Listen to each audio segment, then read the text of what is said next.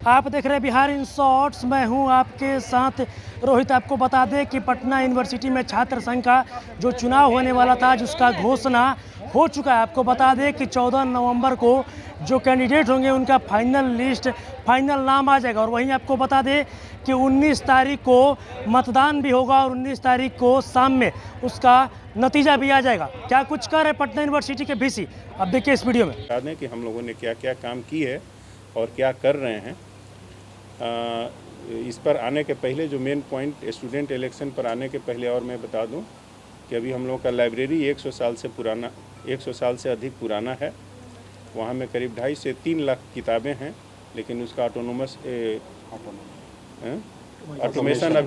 अभी तक नहीं हो सका है। इसके लिए भी हम लोग टेंडर किए थे, लेकिन रीटेंडर कर रहे हैं उसको ऑटोमेशन के लिए। तो हम उम्मीद करते हैं कि 1 से 1.5 साल के अंदर में लाइब्रेरी भी फुली ऑटोमेशन की तरफ बढ़ जाएगा और हो जाएगा। तो इससे जितने भी सारे फील्ड्स हैं उसमें काम कर रहे हैं। और ये जो जैसा कि हमारे डीन स्टूडेंट वेलफेयर ने बताया, ये स्टूडेंट इलेक्शन हर साल होने चाहिए, लेकिन जो कोरोना काल जो 2 साल रहा, मैं बताया कि जब से ज्वाइन किए तब से कोरोना काल ही था, फिर भी उसमें रात दिन हम लोग काम करते रहे, लेकिन इलेक्शन हम लोग नहीं करा सके। इलेक्शन पब्लिक गैदरिंग की बात थी, और जो पब्लिक गैदरिंग आप जानते हैं कि गवर्नमेंट की तरफ से बैन था, इसीलिए हम लोग इलेक्शन नहीं करा पाए थे। और इस बार जो है हम लोग इलेक्शन कराने के लिए सारी तैयारियां हम लोग की हैं। सोचा हम लोगों ने कि आप लोगों के माध्यम से इसको हम लोग पब्लिक में भी दें कि हम लोग स्टूडेंट इलेक्शन भी कराएं।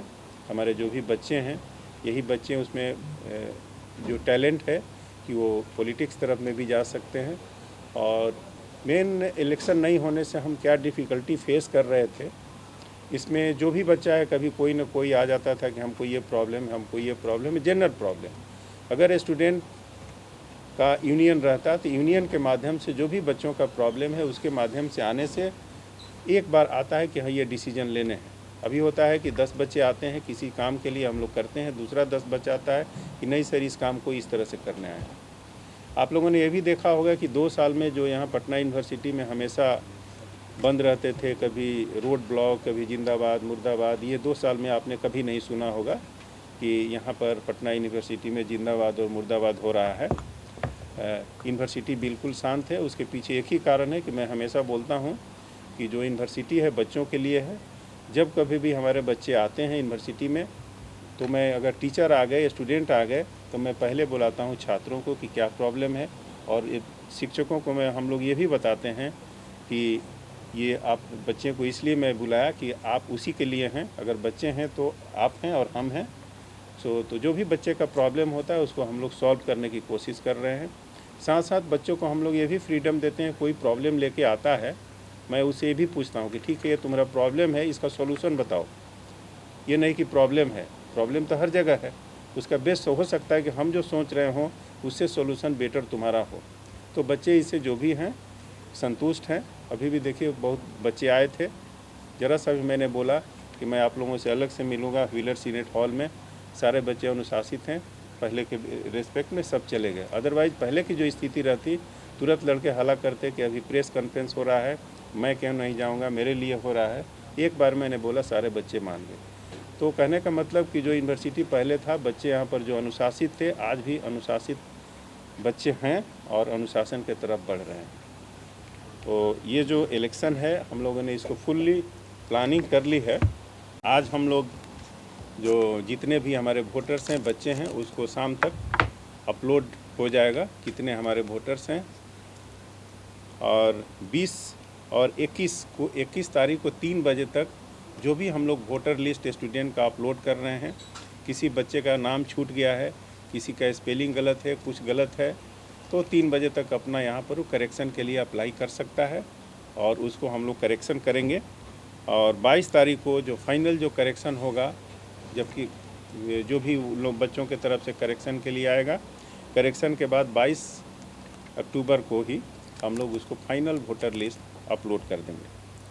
और नॉमिनेशन फॉर्म जो सेल करने की बात है, 3, 4, 5 नवंबर को हम लोग नॉमिनेशन फॉर्म जो है बच्चे के लिए सेल करेंगे, और जिसका प्राइस मामूली 10 रुपये का होगा। और यहाँ पर हम लोगों का सेल्स काउंटर है जहाँ से बच्चे नॉमिनेशन फॉर्म को ले सकते हैं। उसमें है certificate of no academic career to be obtained from office of the controller of examination.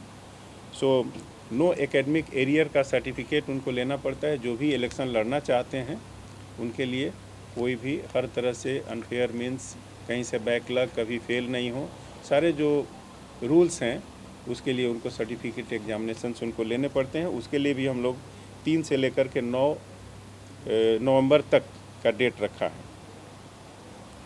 Nomination filing का डेट हम लोग रखे हैं 7, 9 एंड 10, 7, 9 एंड 10 नवंबर 22।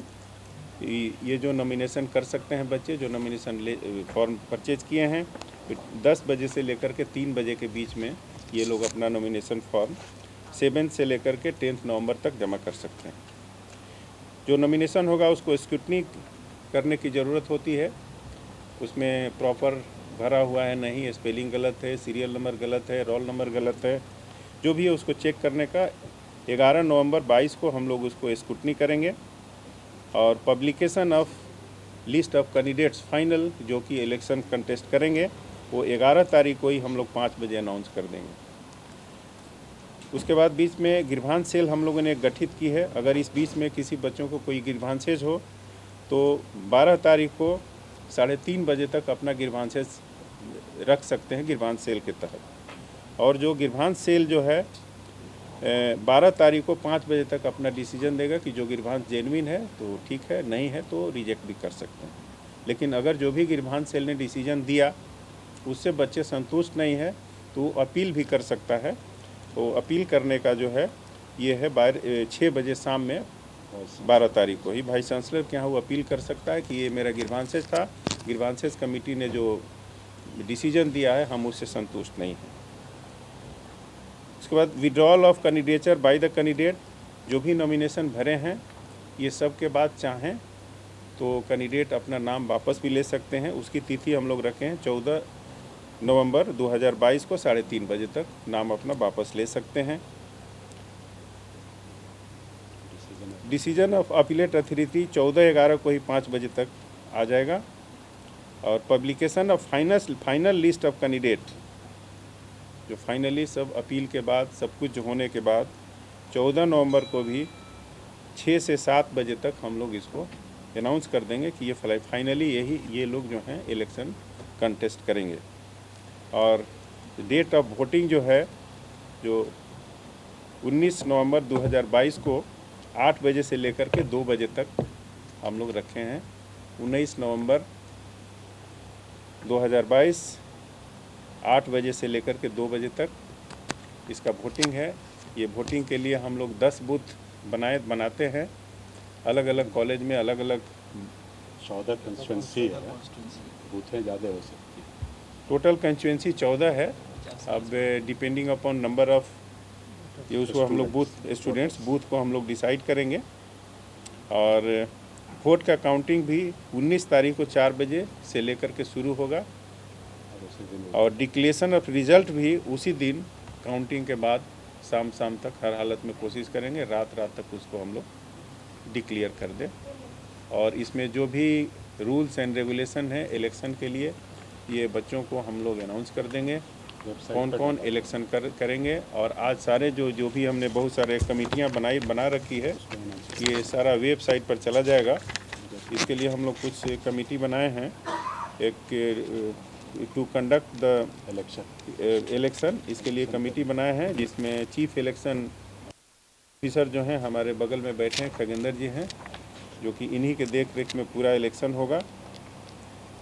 और उसके साथ 12 और मेंबर हैं जो कि इनको असिस्ट करेंगे।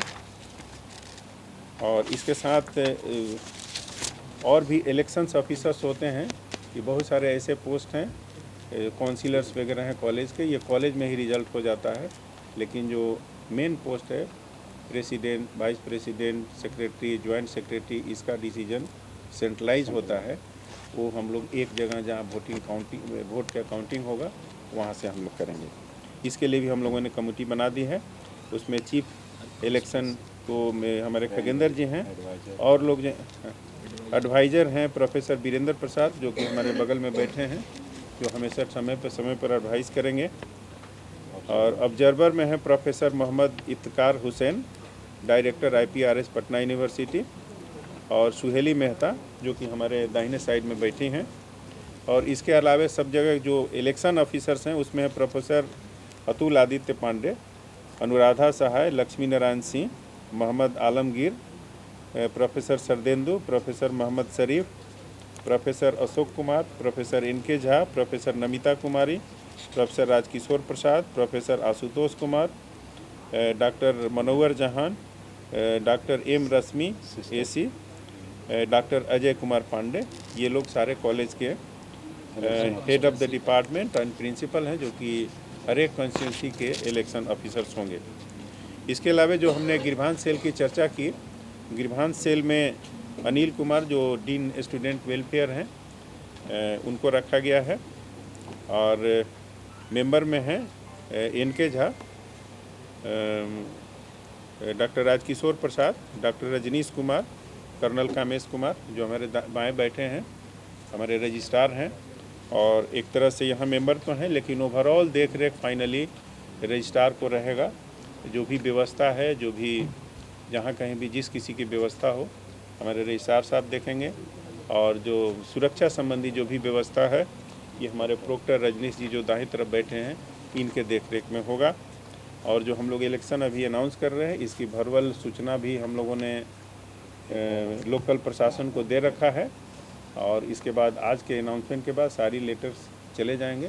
प्रशासन की मदद से हम लोग इस इलेक्शन अच्छी तरह से कराने में सक्षम हो पाएंगे, और आप लोगों का सहयोग रहा सही चीज़ को हमेशा प्रकाशित करने का, प्रिंट मीडिया हो, इलेक्ट्रॉनिक मीडिया हो, तो बहुत ही हेल्पफुल होगा। तभी आपने देखा जो पटना यूनिवर्सिटी के VC हैं उन तमाम चीज़ों पर कि चुनाव की जो घोषणा किया उन तमाम चीज़ों को बता रहे हैं, और वहीं उन्होंने बताया कि 14 नवंबर को जो फाइनल जो कैंडिडेट होंगे उनका नाम आ जाएगा। और वहीं उन्होंने ये भी बताया कि 19 तारीख को मतदान भी होगा, और 19 तारीख को ही शाम होते होते तक, रात होते होते तक उसका नतीजा भी आ जाएगा। बस इसी तरह की तमाम खबरों के साथ अपने साथ जुड़े रहें, तब तक के लिए धन्यवाद।